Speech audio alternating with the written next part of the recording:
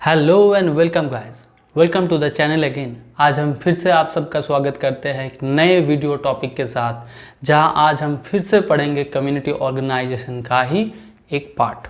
इसके पहले हम लोगों ने कम्युनिटी ऑर्गेनाइजेशन के ऊपर काफ़ी वीडियो बना रखे हैं। अगर आप लोगों को वो भी पढ़ना है तो वो भी वीडियो आप देख सकते हैं। नए हैं उन लोगों के लिए मैं बता देना चाहता हूँ कि ये एक चैनल है जहाँ पर हम लोग सिर्फ और सिर्फ सोशल वर्क रिलेटेड टॉपिक पढ़ते हैं। तो अगर आप लोगों को सोशल वर्क रिलेटेड टॉपिक चाहिए तो आप लोग ज़रूर इस चैनल को सब्सक्राइब करके रख लीजिए, ठीक है। और दूसरा एक इम्पॉर्टेंट चीज़ हम बताना चाहते हैं एकदम वीडियो के शुरुआत में ही, कि ये जो वीडियो हम बना रहे हैं या ये जो टॉपिक आज हमने चूज़ किए हैं ये है ethical practice in community organisation. आपको यहाँ दिख रहा होगा ethical practice in community organisation. तो ethical practice in community organisation में एटलीस्ट हमें 2 पार्ट कवर करना चाहिए। जो एक तो पार्ट है कि किस किस तरीके का कन्फ्लिक्ट हो सकता है, प्रोबेबिलिटीज़ कितना है, और दूसरा एक पार्ट ये है कि उस प्रोबेबिलिटीज़ को, मतलब कन्फ्लिक्ट के प्रोबेबिलिटीज़ को कैसे हम आइडेंटिफाई करें, उसको रेस्क्यू करें या रिजॉल्व करें।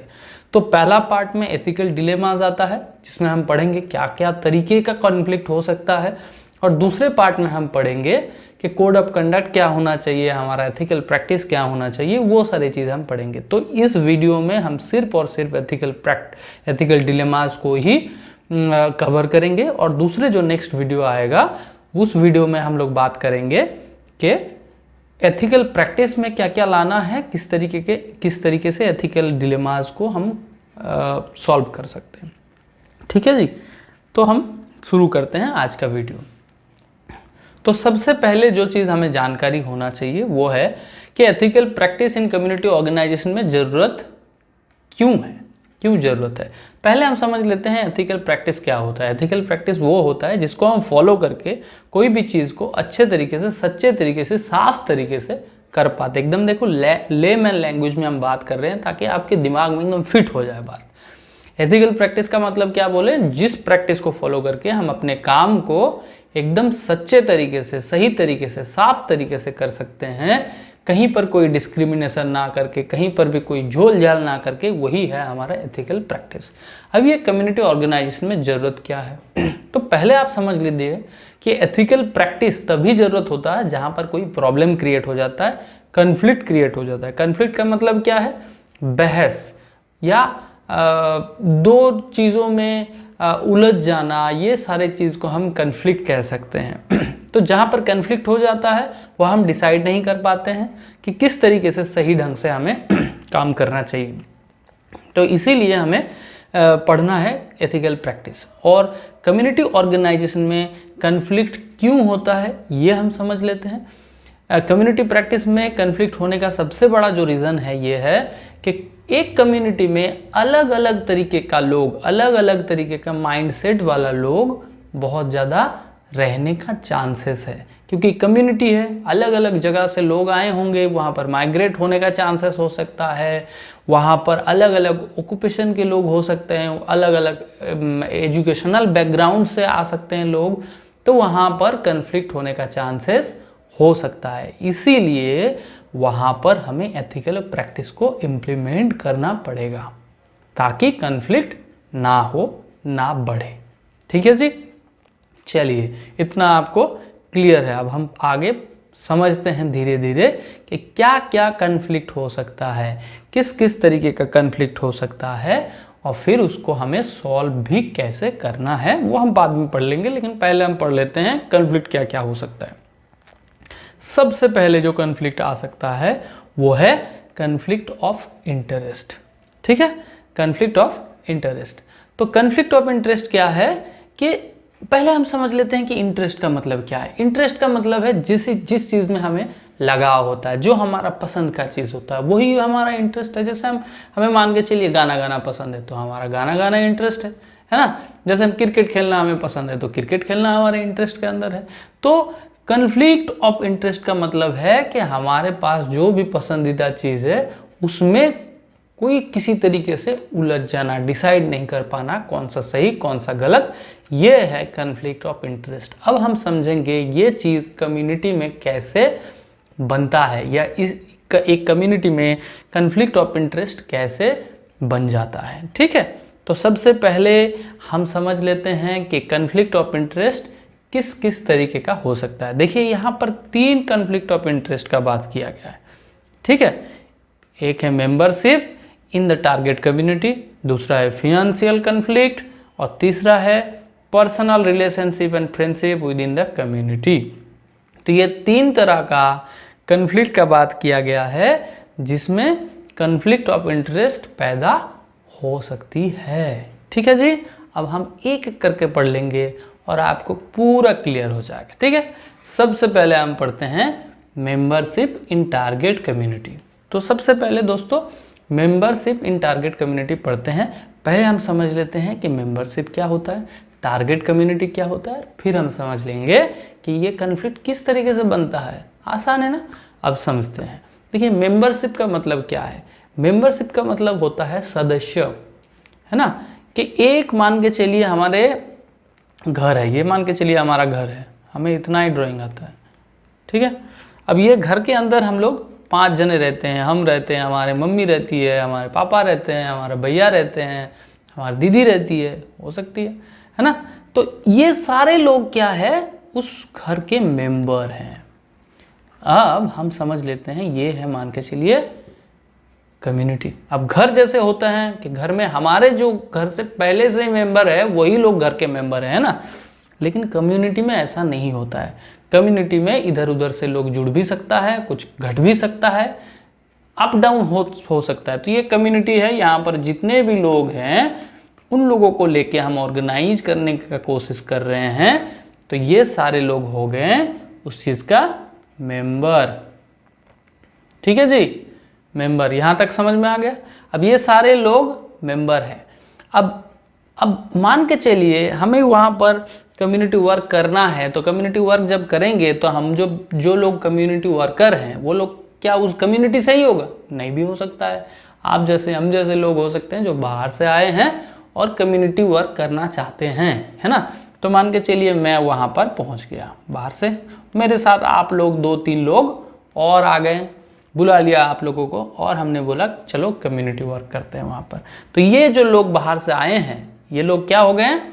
उस कम्युनिटी का ही मेंबर हो गए हैं। मेंबर होना पड़ेगा ना, तभी जाके कम्युनिटी डेवलप हो सकता है, ऑर्गेनाइज हो सकता है आपके थ्रू। तो कम्युनिटी का मेंबर होना पड़ेगा आपको उस कम्युनिटी का हिस्सा होना पड़ेगा, यही है। तो हम समझ गए हैं कि कम्युनिटी के पहले हिस्सा होना पड़ेगा, मेंबरशिप लेना पड़ेगा। अब देखिए कभी कभी हम लोग क्या करते हैं ना कि कम्युनिटी वर्क करने के लिए, प्रिंसिपल में भी ये चीज़ पढ़ाया था, स्टेप में भी यही चीज़ पढ़ाया था मैंने, तो फिर से हम बता रहे हैं कि जब कम्युनिटी वर्क करते हैं तो उस टाइम क्या सोचते हैं कि उसी कम्युनिटी के कोई लोग को हम मोबिलाइज कर लेंगे, या ट्रेनर या मोबिलाइज़र के थ्रू हम उसको ट्रेन कर देंगे और फिर बोलेंगे उसमें कम्युनिटी वर्क करने के लिए। क्यों? क्योंकि उस बंदे को उस कम्युनिटी के बारे में ज़्यादा मालूम है। हम लोग बाहर से जाएंगे तो हमें सीखना पड़ेगा उस कम्युनिटी के बारे में, सीखेंगे भी तो कितना सीखेंगे, लेकिन उसी कम्युनिटी के कोई पर्सन रहेगा तो वो सीखा हुआ है। ये है एडवांटेज, है ना। तो ये है उस कम्युनिटी का ही लोगों को हम मान के चलिए ले लिए और बोले कम्युनिटी वर्क करो। अब हम पहले दूसरा एक शब्द है वो है टारगेट कम्युनिटी। टारगेट कम्युनिटी में टारगेट और कम्युनिटी दोनों शब्द है। कम्युनिटी का मतलब आप लोगों को पता है, बहुत बार बोल चुका हूँ, आप लोग बोर भी हो चुके होंगे। और टारगेट नया वर्ड है हमारे लिए। अब देखिए टारगेट जहाँ भी होगा, ये एक टेक्निकल टर्म है। जब हम कोई भी ग्रुप के साथ काम करते हैं, कोई भी कम्युनिटी के साथ काम करते हैं, कोई भी ऑर्गेनाइजेशन के साथ काम करते हैं, कोई बेनिफिशियरीज के साथ काम कर रहे हैं, आर्टिजन के साथ काम कर रहे हैं और वो लोगों को हमें मोबिलाइज करना है, उन लोगों के साथ काम करना है, तो वो हो जाता है हमारा टारगेट पॉपुलेशन। ठीक है, टारगेट पॉपुलेशन। अब टारगेट कम्युनिटी मतलब उस कम्युनिटी जहाँ पर हम काम कर रहे हैं। तो membership in the target community का मतलब हो गया कि हिस्सेदारी है जिस कम्युनिटी में हम काम कर रहे हैं उसमें। कन्फ्लिक्ट कैसे क्रिएट होगा अब हम बताते हैं आपको। इतना दूर तक आपको समझ में आ गया होगा? हाँ जी सर, ठीक है। अब हम समझते हैं कि टारगेट कम्युनिटी में मेंबरशिप का क्या रोल एंड रिस्पॉन्सिबिलिटी और कन्फ्लिक्ट किस तरीके से क्रिएट हो रहा है। ऐसे हम डर्टी कर दिए थोड़ा सा बोर्ड को, लेकिन ठीक है चलो इतना समझ लेते हैं। अब कहाँ से पूछेंगे हमें पता नहीं। चलो, तो समझते हैं टारगेट कम्युनिटी में मेंबरशिप का कन्फ्लिक्ट कैसे हो रहा है।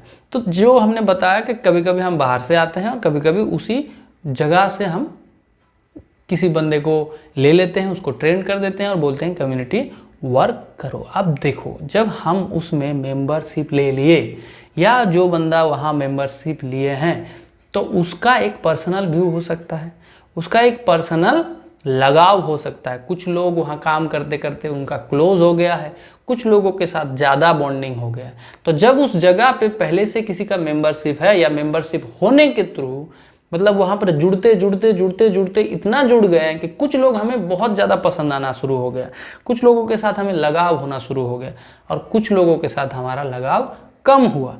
तो जब हम कम्युनिटी में काम कर रहे हैं तो जिन लोगों के साथ लगाव होना शुरू हो गया, मान के चलिए उनको हम ज़्यादा प्रेफरेंस देना शुरू कर दिए, क्योंकि वो हमें पसंद है, वो हमारा इंटरेस्ट का लोग हैं, है ना। और जो लोग पसंद नहीं आ रहा है उन लोगों को हम थोड़ा कम ले रहे हैं। तो क्या हो रहा है इसमें गलत बात है ये कि हमें वहाँ कन्फ्लिक्ट क्रिएट कर दे रहे हैं हम लोग।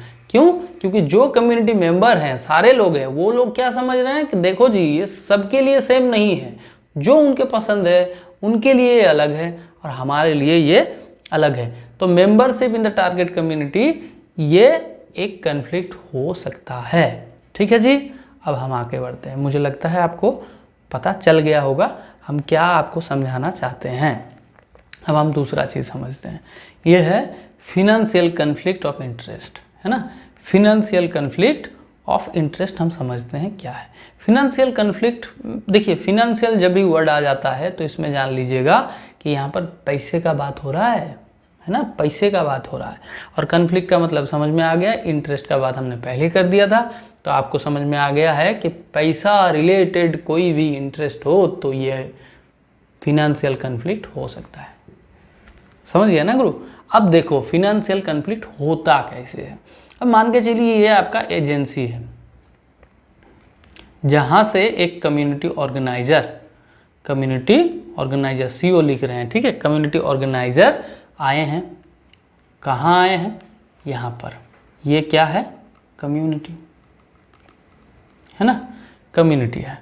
और यहाँ पर आने के लिए यहाँ पर ये एजेंसी या ऑर्गेनाइजेशन, कोई ऑर्गेनाइजेशन के अंदर से वो बंदा आया है कम्युनिटी ऑर्गेनाइजर और वो काम कर रहा है एक कम्युनिटी में। अब जब कोई एजेंसी भेजा है या कोई ऑर्गेनाइजेशन उसको भेजा है तो उसके अंदर कोई ना कोई तो ऑब्जेक्टिव होगा कि इस कम्युनिटी में मुझे ये करना है, ये काम करवाना है, ये डेवलप करवाना है। उनका एक थॉट है, उनका एक स्ट्रक्चर प्रोसेस है, वो सारे चीज़ दे के भेजे हैं।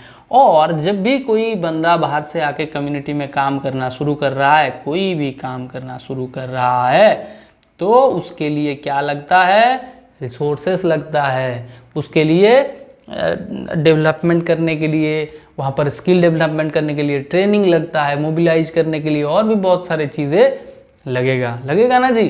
तो वो सारे चीज़ को सप्लाई देने के लिए यहाँ पर आता है फिनेंशियल सपोर्ट, आता है ना जी। फिनेंशियल सपोर्ट बिना फिनेंशियल सपोर्ट का नहीं होता है। कुछ चीज़ इस कम्युनिटी में ही डेवलप किया जाता है, इसी कम्युनिटी से रिसोर्स बना के उसको जनरेट किया जाता है, और कुछ चीज़ बाहर से लाना पड़ता है। जब बाहर से लाने के लिए बात होता है तो जो एजेंसी उसको हायर किया है या उस कम्युनिटी को डेवलप करने का बात कर रहा है वही उस चीज़ को सप्लाई देता है ना। तो अब जब हम लोगों को ये सारे चीज़ समझ में आ गया तो ये समझ में आ गया फंडा के फिनेंशियल सपोर्ट के साथ साथ एक मोटो ऑब्जेक्टिव भी लेके रख रहा है उस ऑर्गेनाइजेशन जहाँ से वो कम्युनिटी ऑर्गेनाइजर आया है। अब ये कम्युनिटी ऑर्गेनाइजर जो है वो भी तो हम जैसे आप जैसे सोशल वर्कर है ना, उसका भी तो पर्सनल इंटरेस्ट है। पर्सनल कुछ चीज़ अच्छा लगता है उनको, कुछ चीज़ बुरा लगता है, जैसे आपको लगता है हमको लगता है। और हो सकता है कि जिस चीज़ में उसको जो काम करने के लिए भेजा गया है वो काम तो कर रहा है, लेकिन उसको दूसरे चीज़ में भी इंटरेस्ट आ रहा है। तो उसमें हो क्या रहा है कि जिस काम के लिए पैसा लगाया गया उस काम में वो पैसा ना लग के कहीं और लग गया। तो जो पैसा कहीं पर लगाना था वो पैसा कहीं और लग गया। तो फिनेंशियली ये चीज़ कन्फ्लिक्ट बना दिया। देखो जी, सोशल वर्कर सब लोग हैं, हम लोग इस काम में माहिर हैं, हम लोग इस काम में मास्टर हैं, इसीलिए हम लोगों को तो बुलाया जाता है। यही तो खास बात है हमारे अंदर। लेकिन सोचना ये भी पड़ेगा कि वो और एजेंसी, ये ऑर्गेनाइजेशन हमें अगर हायर कर रहा है और कई कम्युनिटी में भेज रहे हैं, तो सोचना पड़ेगा उनका जो ऑब्जेक्टिव है, उनका जो मोटो है, उनका जो सोच है, उनका जो पर्पस है, वो एटलीस्ट पहले सर्व होना चाहिए। क्योंकि वो बंदा पैसा लगा रहा है, वो आपको भी पैसा दे रहा है, सैलरी दे रहा है ना जी, तो उसका पहले पर्पस सॉल्व होना चाहिए। उसके बाद आप सोशल वर्कर हो सकता है कि आपके दिमाग में बहुत सारी चीज़ चलता है कि हम लोगों के लिए ये करेंगे, वो करेंगे, करो जी। लेकिन एटलीस्ट जिस काम के लिए जो बजट बनाया गया है, जिस काम के लिए जो पैसा डाला गया है, वहाँ पर उसको डालना जरूर पड़ेगा। तो ये कन्फ्लिक्ट होने का चांसेस है। अब हम पढ़ते हैं personal relationship, friendship with in community. अब देखिए ये जो चीज़ है ना, ये पहले बार जब हम पहला जो पढ़े थे उससे बहुत मिलता जुलता है। देखिए यहाँ पर लिखा गया ना, membership in the target community, इससे बहुत ज़्यादा मिलता जुलता है, लेकिन सेम नहीं है। कैसे सेम नहीं है? वहाँ पर हमने क्या बोला था कि कोई कम्युनिटी और उस कम्युनिटी से बिलोंग करता है और उसी को हमने डाला है उस कम्युनिटी को ऑर्गेनाइज करने के लिए, है ना। या फिर कोई बंदा बाहर से गया है और लोगों के साथ जुड़ाव है, जुड़ते इंटरेस्ट पैदा हो गया किसी चीज़ में, कुछ लोगों को ज़्यादा प्रेफरेंस, कुछ लोगों को कम प्रेफरेंस दे रहा है। वो समरी मैंने बता दिया जो उसमें था। अब इसमें क्या है? Personal relationship and friendship with in community. देखो जी, आप बाहर से गए हो, अच्छी बात है, और आप कौन हो? आप कम्युनिटी ऑर्गेनाइजर हो। ये है कम्युनिटी। इसमें मान के चलिए राम शाम जोधू मोधू बहुत सारे लोग यहाँ पर है ना। अब इन लोगों में से आपको जब इस कम्युनिटी में काम करना है तो इन लोगों के साथ भी आपको रिलेशन बिल्ड करना है। विदाउट रिलेशन बिल्ड करके तो आप कुछ कर नहीं सकते हो। कम्युनिटी में वर्क करने के लिए कम्युनिटी के मेंबर के लोगों के साथ या कम्युनिटी के लोगों के साथ आपको जुड़ना पड़ेगा, है ना। रिलेशन बिल्ड करना पड़ेगा। जब रिलेशन हम बिल्ड करते हैं तो क्या होता है? हमारा रिलेशन कैसा होना चाहिए? कैसा होना चाहिए? बोलो बोलो। हाँ, भूल गए हो आप लोग। छोड़ो, थोड़ी देर बाद हम बात करते हैं उसके बारे में। तो हमारा ये जो रिलेशनशिप है ये कंट्रोल्ड रिलेशनशिप होना चाहिए। हमें पता होना चाहिए कि हमारा बाउंड्री कहाँ है, कहाँ तक है ना। हम क्या क्या कर सकते हैं, हम क्या क्या नहीं कर सकते हैं, इस चीज़ के बारे में हमें पता होना चाहिए, है ना। तो हम बता ही देते हैं। हम एक चीज़ के बारे में आपको जिक्र किए थे पहले, वो है सिंपैथी और एक होता है इम्पैथी। इम्पैथी होता है सोशल वर्कर के लिए और सिंपैथी होता है नॉर्मल लोगों के लिए। सो इम्पैथी में हम कंट्रोल्ड इमोशन के साथ आते हैं, है ना। तो हमारा जो इमोशन है वो कंट्रोल्ड होना चाहिए। सोशल वर्कर को कंट्रोल इमोशन ही होना चाहिए। अब जब हम यहाँ लोगों के साथ जुड़ना शुरू कर दिए, रिलेशन बनाना शुरू कर दिए, तो रिलेशन बनाने के साथ साथ कुछ चीज़ें में ना डेवलपमेंट ज़रूरी होता है, एंगेजमेंट ज़रूरी होता है। जैसे रिलेशनशिप को कैरी करने के लिए क्या करना पड़ता है? कभी कभी फ्रेंडशिप बनाना पड़ता है, फ्रेंडशिप डेवलप करना पड़ता है। कभी कभी उन लोगों का जो फेस्टिवल है, लाइफस्टाइल है, उसको एक्सेप्ट करके खुद को भी उसमें ढालना पड़ता है। जैसे वहाँ के कोई लोकल फेस्टिवल है, आपको उस भगवान के बारे में पता भी नहीं है, लेकिन आपको उस फेस्टिवल को आपको भी जीना है उन लोगों का लाइफ, तभी ना जाके वो लोग आपको एक्सेप्ट करेगा सही से। तो आप फेस्टिवल में जा रहे हैं, किसी के बर्थडे पार्टी में जा रहे हैं, किसी के मान के चलिए शादी में जा रहे हैं। अब क्या है कि अगर आपका रिलेशन कंट्रोल्ड नहीं है तो क्या होगा? मान के चलिए यहाँ पर 10 मेंबर था, ABCD, चलो और E कर देते हैं, 5 कर देते हैं, ABCD और E, 5 हम सैंपल मेंबर ले लिए। और 5 मेंबर में से मान के चलिए इसका बर्थडे एक बार आया, A का, B का, C का, D का, E का, सबका एक बार करके बर्थडे आया, और आपने गया A के घर और D के घर, तो नहीं गया किसके घर? B, C और E। तो B, C, E क्या सोचेगा कि ये बंदा जो कम्युनिटी वर्कर है ये पार्शियलिटी कर रहा है हमारे साथ, ये सबको सही तरीके से नहीं देखता है, सबको इक्वली नहीं देखता है।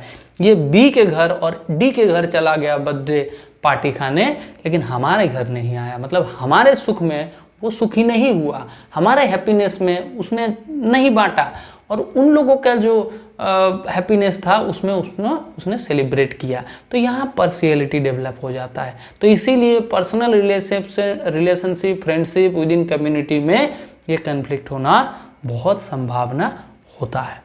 आपको समझ में आ गया? तो ये था अभी तक हम लोगों का एक पॉइंट। समझ गए? क्या था? Conflict of interest. Conflict of interest के अंदर 3 पॉइंट था। 3 पॉइंट में क्या क्या था? एक था तो कि membership in the target community, दूसरा था फिनेंशियल कन्फ्लिक्ट ऑफ इंटरेस्ट, और तीसरा था personal relationship and friendship with in the community. ठीक है, अब हम दूसरा चीज़ पढ़ते हैं। दूसरा चीज़ क्या है जी? दूसरा चीज़ है चॉइस ऑफ टैक्टिस।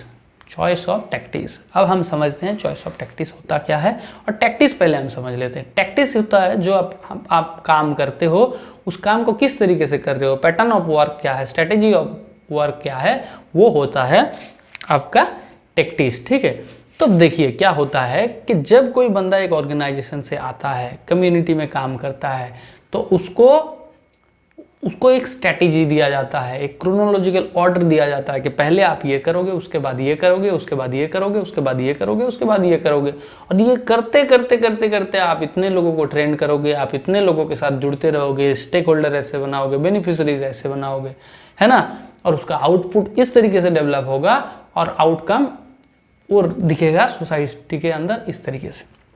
ये बात है।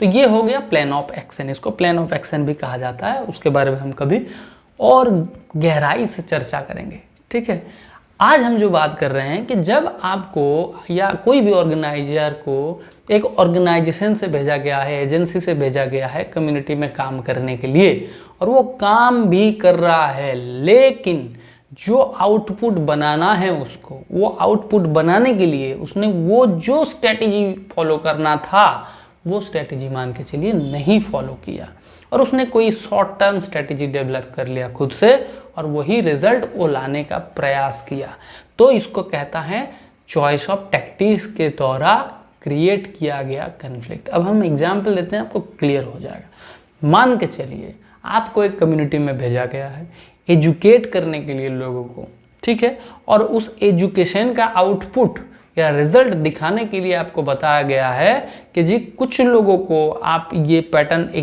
ये सवाल पूछोगे, ट्रेनिंग के बाद आपका ट्रेनिंग कंप्लीट हो जाएगा, ट्रेनिंग दे दिए, सब कुछ सही कर दिए, जो भी वर्क ऑफ प्लान दिए गया है, स्ट्रेटेजी दिया गया है, उसको आप करने के बाद ये सवाल उन लोगों से पूछोगे, वो लोग जवाब देगा, और उसको आप उनके कंसेंट लेके रिकॉर्ड करोगे। ये आपको मान के चलिए स्ट्रेटेजी दिया गया था, मैं लमसम एक बताया, ऐसे एग्जैक्ट नहीं, या कोई रियल ये स्ट्रेटेजी नहीं है, तो ये मान के चलिए आपको दिया गया। अब बंदा क्या किया, उसने मान के चलिए ट्रेनिंग सही से नहीं करवाया, उसने एक शॉर्ट टर्म प्रोसेस पकड़ लिया कि जी जो भी क्वेश्चन है उसका आंसर हम उन लोगों को पहले बता देंगे, उसी आंसर के बारे में उसको ट्रेन करेंगे, और फिर हम वीडियो फुटेज निकाल लेंगे कि देखो जी हम सवाल कर रहे हैं और जवाब वो लोग दे रहे हैं सही सही। हुआ क्या इसमें प्रॉब्लम? उसमें ये प्रॉब्लम हुआ कि शुरुआत और अंत तो सही था, लेकिन बीच का जो प्रोसेस है, मतलब बिगिनिंग यहाँ पर किया क्वेश्चनियर से, और यहाँ रिजल्ट आया, क्या रिजल्ट? वीडियो फुटेज, कि वो लोग आंसर दे रहे हैं, वो दोनों तो सही था, लेकिन बीच का जो पैटर्न था कि यहाँ ट्रेनिंग देना है, एजुकेट करना है, एम्पावर करना है, और फिर उसको मेज़र करने के लिए वीडियो बनाया गया था, ये 1 2 3 उसने स्ट्रेटेजी को बदला दिया, चेंज कर दिया अपने हिसाब से, काम कम करना पड़ा मान के चलो, उसके लिए कर दिया ये कांड। तो इसको क्या बोलते हैं? चॉइस ऑफ टैक्टिक्स का कन्फ्लिक्ट। इसमें हुआ क्या, इसमें शॉर्ट टर्म रिजल्ट तो आ जाता है, लेकिन लॉन्ग टर्म रिजल्ट, मान के चलिए यही प्रोजेक्ट को सस्टेनेबल बनाना है, तो सस्टेनेबल बनाने के लिए क्या करना पड़ेगा? लोगों को सही तरीके से एजुकेट करना पड़ेगा। बाद में जब दूसरा कोई सवाल लेके आप खड़े हो जाओगे तो जवाब नहीं दे पाएगा। तो इसका मतलब कहीं ना कहीं जो चीज़ हमें एजुकेट करना था, जो हमें एक्चुअली स्ट्रेटेजी फॉलो करना चाहिए था, वो स्ट्रेटेजी फॉलो नहीं हुआ। ठीक है जी, समझ में आ गया? अब हम आगे बढ़ते हैं। अब आते हैं वैल्यू कन्फ्लिक्ट। देखिए यहाँ पर हमने लिखा नहीं कुछ, क्योंकि इसको हम बताएंगे, आपको समझाएंगे, आप समझ जाएंगे। आसान है, सब आसान है। अभी तक आपने समझ गया सब, जितने भी हुआ। जो नहीं समझा वो प्लीज़ आप कमेंट कीजिएगा, तब हमको पता चलेगा कि आप समझ नहीं पा रहे हैं। हम भी अपने आप को इम्प्रूव करने का कोशिश करेंगे। ठीक है जी, आप लोग करते हैं कमेंट, मुझे पता है और मुझे अच्छा भी लगता है। मैं सबका कमेंट पढ़ता हूँ, मैं जवाब भी देने की कोशिश करता हूँ, है ना। तो अपना ज़रूर अपना राय रखिएगा, और ये भी आप लिखिएगा कि हमारा अगर टीचिंग स्टाइल में कुछ बदलाव करना है तो वो भी आप बता सकते हैं। सजेशन सबका हम लेते हैं, सुनते सबके हैं, करते अब नहीं है, ठीक है। झूठ बोल रहा हूँ, चलो मजाक कर रहा हूँ।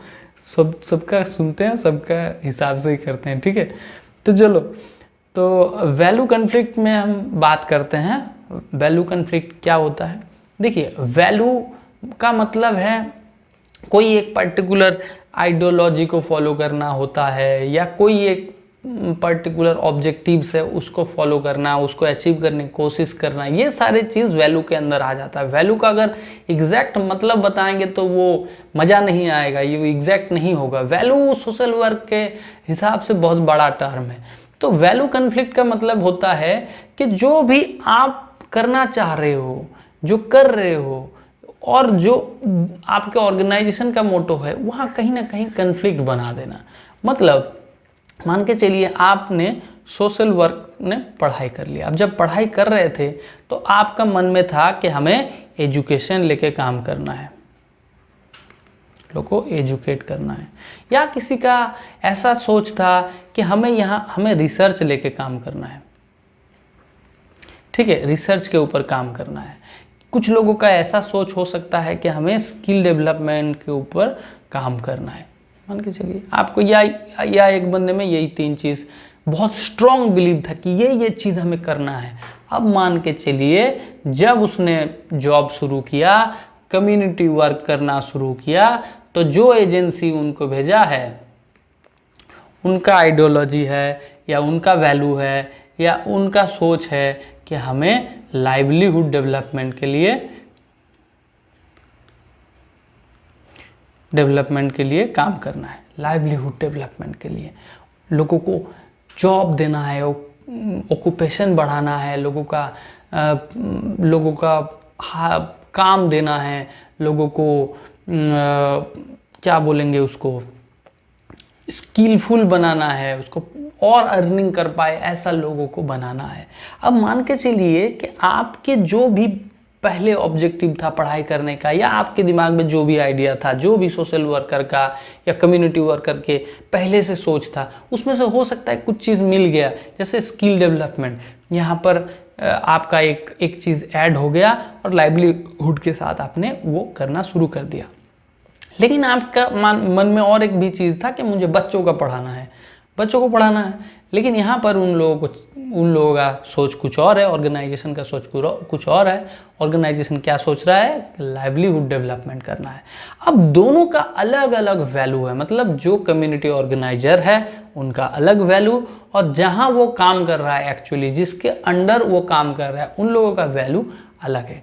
तो ये सोशल वर्कर क्या करता है, कभी कभी अपना मन का करता है कि उसको भेजा गया है लाइवलीहुड डेवलपमेंट करने के लिए, और वो कर रहा है एजुकेशन के ऊपर काम। अब हम ये आपको बिल्कुल नहीं बोल रहे हैं कि एजुकेशन के ऊपर काम करना गलत बात है, मैं बिल्कुल नहीं बोल रहा हूँ, ये सही बात है। लेकिन बात ये है कि कोई अगर ऑर्गेनाइजेशन कोई एक जगह पे, कोई एक कम्युनिटी में लाइवलीहुड डेवलपमेंट के लिए काम करने के लिए सोचता है, बोलता है, या स्ट्रैटेजी डेवलपमेंट करता है, तो उसके पीछे भी तो रिसर्च है। उसने कुछ सर्वे किया होगा, उसको लगा होगा कि यहाँ पर एजुकेशन से ज़्यादा लाइवलीहुड का ज़रूरत है ना, इसीलिए वहाँ पर वो फॉर्म किया, एजुकेशन से ज़्यादा उसने लाइवलीहुड को प्रेफर किया और उस कम्युनिटी में काम करना शुरू कर दिया। अब जाके वो बंदा बोल रहा है कि जो कम्युनिटी ऑर्गेनाइजर है उसका कंसंट्रेशन है एजुकेशन के ऊपर, तो कहीं क्या हो रहा है कि लाइवलीहुड के ऊपर जो काम करना था उसका मात्रा कम हो गया, परसेंटेज कम हो गया, जो आउटपुट मिलना था वो नहीं हुआ। तो ये होता है वैल्यू कन्फ्लिक्ट। दोनों का अलग अलग थिंकिंग है और वो कन्फ्लिक्ट करना चालू कर दिया। अब हम आखिरी आज का जो कन्फ्लिक्ट है उसके बारे में बात कर रहे हैं, है ना। देखो, आखिरी बोलते आप लोगों के चेहरे में एक अलग मुस्कान आ गया, मुझे पता है, बस सब चाहते हैं छुट्टी हो जाए, घर चले जाएंगे। ऐसा नहीं होता है, पहले पढ़ाई करो। देखो, तो इनफॉर्म कंसेंट का बात कर रहे हैं। इनफॉर्म कंसेंट का मतलब क्या होता है? कंसेंट मतलब किसी का परमिशन लेके काम करना। और हमें क्या परमिशन लेना है जी? देखिए, जब भी हम कम्युनिटी में काम करते हैं तो उस कम्युनिटी के लोगों के साथ हमें जुड़ना पड़ता है, उन लोगों को काम करवाना पड़ता है, उन लोगों से कुछ एक्टिविटी भी हमें कलेक्ट करना पड़ता है। तो इसके दौरान बहुत सारे रिकॉर्डिंग होता है, जैसे कोई phone recording, video recording, audio recording, किसी का कुछ राइटिंग में लेना, राइट अप लेना, या किसी का कुछ थॉट लेना, या किसी को कुछ ट्रायल में यूज़ करना। कभी कभी इंसान को भी ट्रायल में यूज़ किया जाता है देखने के लिए कि ये टेस्टिंग ग्रुप कैसे काम कर रहा है। ठीक है, उसके बारे में भी हम लोग कभी चर्चा करेंगे अगर कोई मौका मिला तो, कि टेस्टिंग ग्रुप कैसे बनाया जाता है। तो इन्फॉर्म कंसेंट का मतलब यही होता है कि जब भी आप किसी के साथ काम करेंगे, किसी कम्युनिटी पर्सन के साथ काम करेंगे, तो उनको ज़रूर पूछना पड़ेगा, उनका परमिशन लेना पड़ेगा। और परमिशन किस तरीके से लेना पड़ेगा? जिस तरीके से आपको स्ट्रैटेजी दिया गया है। अगर बोलता है कि रिटर्न फॉर्म में कंसेंट लो, तो उनका सिग्नेचर लेना पड़ेगा या थंब इम्प्रेशन लेना पड़ेगा। अगर बोलते हैं कि नहीं जी सिर्फ वर्बल कंसेंट उनसे लो, तो उनसे वर्बल कंसेंट लेना पड़ेगा। और आप क्या करना चाहते हो उनको बताना पड़ेगा कि आपके काम के पीछे पर्पस क्या है।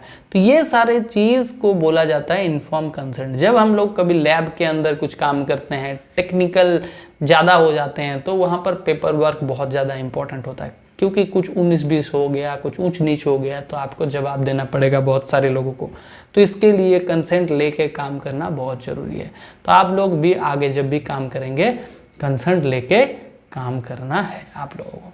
ठीक है जी, तो इतना ही था हमारा बात। अब तक आप लोगों ने सुन ही लिया हमें, तो और एक बात सुन लीजिए कि चैनल को सब्सक्राइब कर लीजिए कि देखिए यहाँ पर बैठ के आपके लिए इतना हमने चिल्ला दिया, हो सकता है कुछ ना कुछ काम में आपको लग ही जाए ये वीडियो। और अगर आपको ज़्यादा वीडियो अच्छा लगा है तो इसको शेयर कर दीजिए, एक थंब इम्प्रेशन मतलब लाइक आप खुद कर दीजिए। और अगर कुछ क्वेरी है, कुछ जवाब है, कुछ प्रश्न है, या अगर आपको अच्छा लगा है तो थोड़ा सा तारीफ़ ही कर दीजिए कमेंट के साथ। ठीक है, हमको मोटिवेशन मिलता है जब आप लोग कुछ बोलते हैं ना, हमें भी गर्व होता है कि चलो कुछ ना कुछ अच्छा ही कर रहे हैं। ठीक है, और आपको कुछ अगर सजेशन देना है, हमारा टेक्निक, स्टाइल, पैटर्न, अगर उसमें आपको लगता है कुछ बदलाव होना ज़रूरी है तो वो भी आप ज़रूर बताइएगा, हम उसके ऊपर भी ज़रूर काम करेंगे। आज के लिए इतना ही, चलते हैं जी, परमिशन दीजिए।